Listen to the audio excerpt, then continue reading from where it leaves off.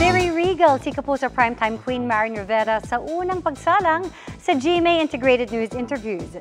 Siyan, nag-share pa ng life lessons mula sa kanyang Lola Francisca na magdiriwang ng 95th birthday sa Sabado. Yan ang chika ni Nelson Canlas.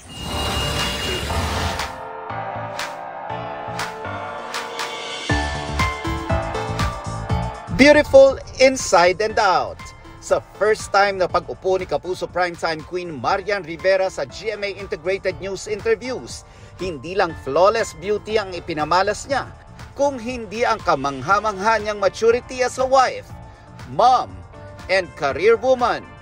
Lahat daw ng ito, utang ni Yan sa kanyang Lola Francisca na magdiriwang ng 95th birthday this Saturday. Actually, sa lahat ng motto ko yata sa buhay, sa kanya nang galing. Uumpisahan ko yan sa parents.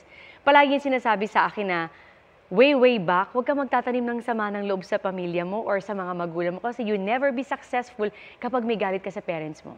Kung ano may nangyari sa mama mo at papa mo, i-let go mo yan. Bigay mo na lang sa taas yan. Number 2, kahit anong mangyari sa'yo, huwag kang makakalimot sa mga taong tumulong sa'yo. And then, siguro lastly, as long as ginagawa mo ng tama ang mga bagay-bagay at wala kang tinatapakan, pagpapalain ka ng Panginoon. Kaya talagang pasasalamat ko kay nanay kung paano niya talaga ako pinalaki ng maayos. Naikwento dati ng kanyang ina na si Amalia sa isang interview na maaaring nagkaroon ng tampo ang anak, lalo na sa mga panahong OFW siya. Si nanay, habang lumalaki ako, yun ang hinuhubog niya sa akin eh. Nagtatrabaho yung mga magulang mo, nandito ka sa akin. Kaya siguro in time na dumating yung panahon na may isip ako, na sinabi ko na, Ma, it's about time. Hindi siya nagdalawang isip, umuwi talaga siya to be with me. So para sa akin, malaking bagay yun. Na ngayon masasabi ko talaga na super best friend kami, na talagang anything under the sun na pag-uusapan naming dalawa. Itinuturing si Marian bilang isa sa pinakamaganda sa mundo ng showbiz. Pero ano nga ba ang maganda para kay Marian? Kasi kapag bata ka, sabihin mo pag maganda, maputi, tisay. Pero habang tumatanda ka at marami ka na-experience at marami kang ginagawa para sa buhay mo, iba na ang definition mo ng maganda o beauty. Ano yung diba? Para sa akin, sa puntong ito, bilang nanay ako, may asawa at ito yung trabaho na ginagawa ko at alam ko anong priority ko. Beauty, kapag alam mong mahalin yung mga tao na wala kang hinging kapalit.